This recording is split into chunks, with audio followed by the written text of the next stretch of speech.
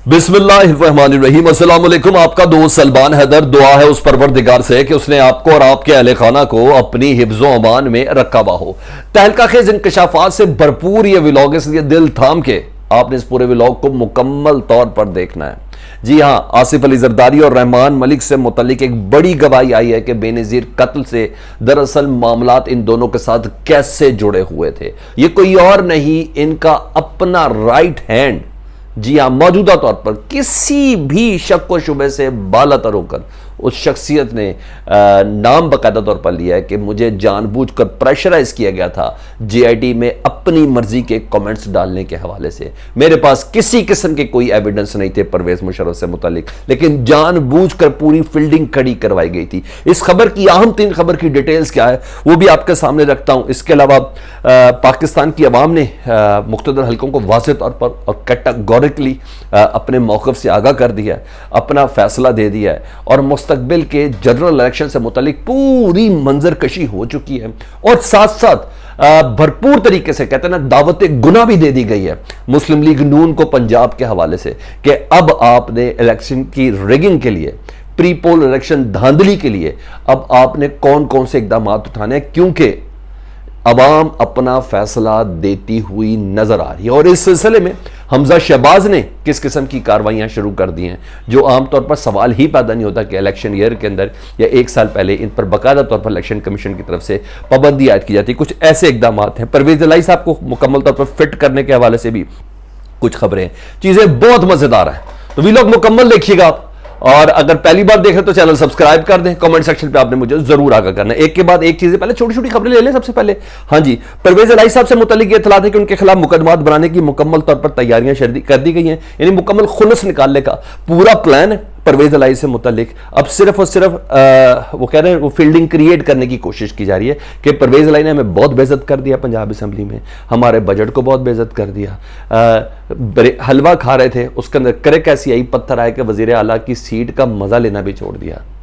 अभी तक काबीना अपना काम नहीं कर पा रही। काबीना का बाकायदा तौर पर नाम तो है लेकिन ये नहीं पता कि वजारतें किसके पास हैं। बहरहाल हर लिहाज से अदालतों के चक्कर हमजा शहबाज को लादा लगा रहे हैं। एक आज नया अदालत के हवाले से मैंने आपको ये भी बताना था कि एक जो बेंच है वो दोबारा तब्दील कर दिया गया हमजा शहबाज को ओहदे से हटाने की दरख्वास्त के हवाले से। ये पीटीआई परवेज इलाही की दरख्वास्त थी। आज फिर अदालती बेंच ने कहा नहीं, परवेज हमजा शहबाज की वजारत आला के हवाले से कि इनको ओहदे से हटाया जाए, हम इस पे नहीं कर सकते। तो अब दोबारा ये लाहौर हाई कोर्ट के जज के पास चला गया ये मामला। तो मेरा हर तरीके से परवेज इलाही साहब मुकम्मल तौर पर डटे हुए नजर आ रहे हैं, जिसकी बिना पर मेरे पास ये इत्तलात है कि मुस्लिम लीग नून परवेज इलाही के ऊपर अब मुकदमा, मोनस इलाही के ऊपर तो FIA का बन गया मुकदमा, और जिससे मुतल्लिक कहा जा रहा है कि इमरान खान ने बनवाया था, ये अभी 3 दिन पहले ये मुकदमा दर्ज हुआ। तो अब परवेज इलाही साहब को पूरा ट्रैप करने का पूरा प्लान है, लेकिन ये अभी तक खड़े हुए हैं चौधरी। तो ये मैंने आपको बताना था। दूसरा जी, मैंने बोला कि दावत फ़िक्र भी मिल चुकी है ना कि आपने अगले इलेक्शन की और ज़िमनी इलेक्शन की धांधली कैसे करनी है। तो हमजा शहबाज ने खाली असामियों पर सरकारी मुलाजमत की जो भर्तियां हैं उसके ऊपर जो पाबंदी थी वो ख़त्म कर दी है। जी हाँ, सरकारी मुलाजमत पर जो भर्तियों पर पाबंदी थी हमजा शहबाज ने ख़त्म कर दी। ये वो लोग हैं जो कहते हैं कि खाने के लिए, ज़हर खाने के लिए भी पैसे नहीं हैं, और ये आखिरी साल में कर रहे हैं। यानी प्री पोल रैगिंग के हवाले से पूरी फील्डिंग खड़ी की जा रही है इलेक्शन के हवाले से, आम इंतखाब के हवाले से, जिसकी बिना पर यह काम हो रहा है। आखिरी साल में कभी भी पाबंदियां नहीं हटती। ये हमेशा इलेक्शन कमीशन के असूल रहे हैं। ट्रांसफर पोस्टिंग्स पर पाबंदी होती है अफसरान की, और इस चीज़ पर पाबंदी होती है। यहाँ तो नौकरियों से पाबंदियां ही हटाई जा रही हैं। तो हमजा शहबाज ने कहा वो पूरा उनको पता चल गया कि अब हमें इलेक्शन की तैयारियों की तरफ जाना है और हमारा मुस्तकबिल क्या होना है। तो जब तक अपनी मर्जी के अंपायर खड़े नहीं करेंगे ना तो ये होना मुमकिन नहीं है। अब आ जाता हूँ आखिर में जरदारी साहब वाली खबर और रहमान मलिक साहब वाली खबर के जो गवाही उनके खिलाफ आई है वो आपको बतानी है। कराची में ना हल्का 240 का कल इलेक्शन था, सिर्फ 60 या 62 वोटों से MQM जीती है। टर्नआउट जो है वो है 8%। इशारा कितना बड़ा ये 8% है। यानी पीटीआई ने बता दिया, पीटीआई के इधर बाइकआउट है, पीटीआई ने बता दिया कि अगर हम इलेक्शन में नहीं है ना तो इलेक्शन ही नहीं है। 92% वोटर घर से निकला ही नहीं। लांडी जैसे बड़े हल्के का 92% वोटर नहीं निकला। उसने MQM के खिलाफ गवाही दी है कि तुम गलत हो, तुम बिके हो, तुमने हॉर्स ट्रेडिंग की है, तुमने एंड टाइम पर अपनी वफादारी बदली है, आखिरी वक्त तक हमें ऐसा लग रहा था कि तुम अपनी जगह नहीं छोड़ोगे। 92% वोटर नहीं निकला। सिर्फ गुमान और सोचने वालों के लिए तो इशारा ही काफी है ना, इसमें तो समझने वालों के लिए तो इशारा काफी है। 92% वोटर अपने घर पर रहा है कल।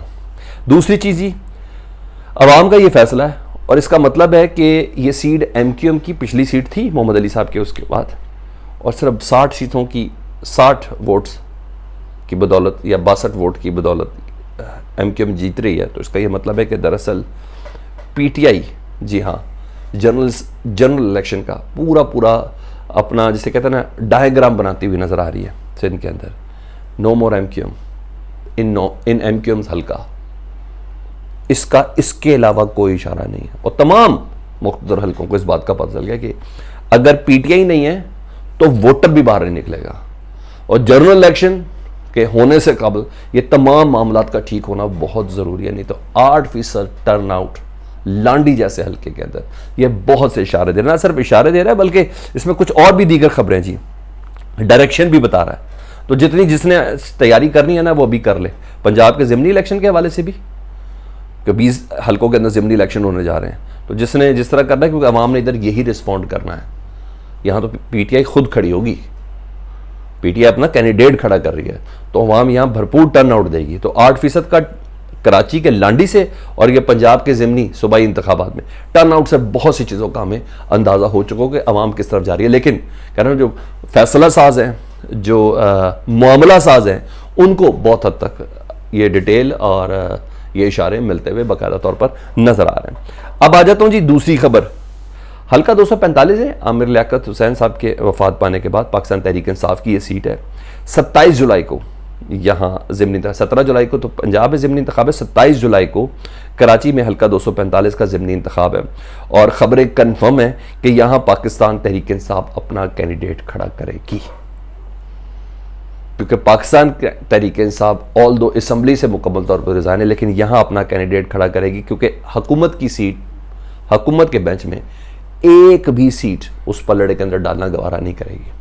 तो पाकिस्तान तहरीक इंसाफ ने फैसला किया कि आमिर लियाकत वाली सीट पर पाकिस्तान तहरीक इंसाफ अपना कैंडिडेट खड़ा करेगी। इस सीट को वो होल्ड कर लेगी, असम्बली में आना नहीं आना इट्स अनदर थिंग, इसको होल्ड करेगी।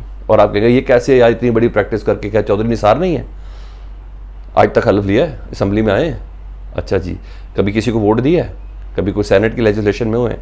इसाक डार साहब क्या कर रहे हैं, लंदन में बैठे हुए। तो ऐसी मिसालें बहुत है, तो इसलिए मुझे अकवाले जरिए कोई नहीं आपने सुनाने।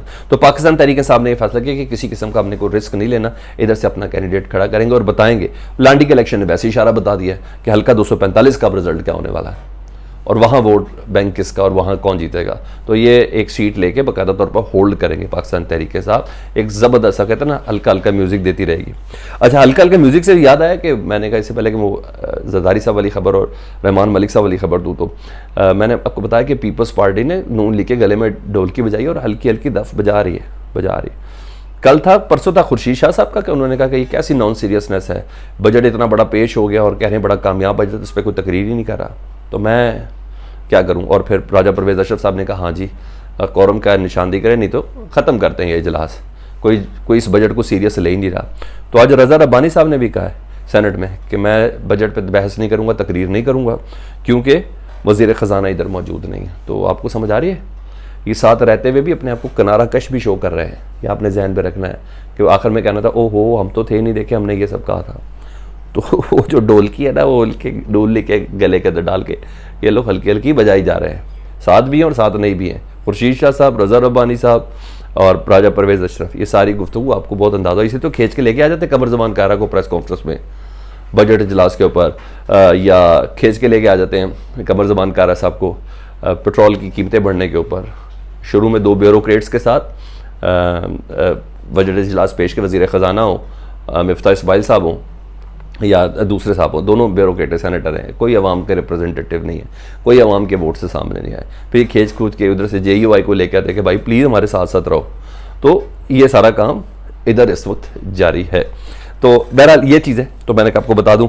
अब आ जाओ जी उस अहम तरीन गवाही के ऊपर जी। यूँ कहें कि जी जरदारी साहब और रहमान मलिक साहब अल्लाह उन्हें गरीक रहमत करे, बिजली गिरा दी है जी, किसी और ने नहीं। राव अनवार साहब का नाम तो आपने सुना होगा, इनकाउंटर स्पेशलिस्ट, बड़े बड़े केसेस।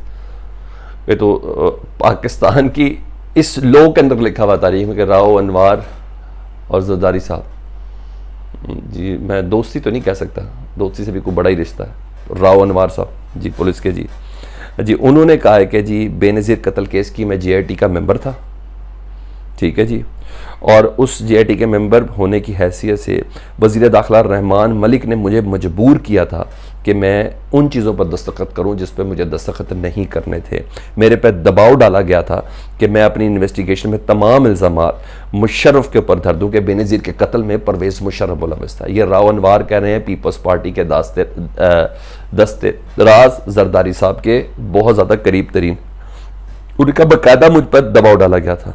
और ये बात मैं हल्फिया बयान दे के कह सकता हूँ कि मेरे पर मुशर्रफ के ऊपर इल्ज़ाम लगाने के लिए मेरे पर बाकायदा JIT के मेंबर होने की हैसियत से मेरे पर दबाव डाला गया था। आखिर में बस ये कहूँगा, राव अनवार की अब ज़िंदगी की दुआ करें। आपको क्या लगता है? कमेंट सेक्शन में ज़रूर आगा कीजिएगा। अल्लाहुम्मा सल्ली अला मुहम्मदिन व आले मुहम्मद।